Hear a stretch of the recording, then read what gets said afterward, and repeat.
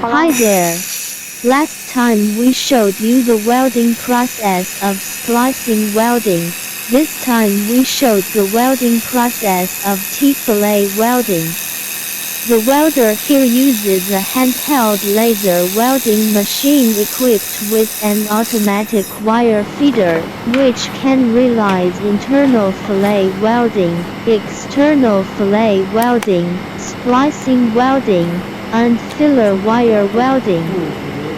The handheld welding head is light and flexible, convenient and easy to operate.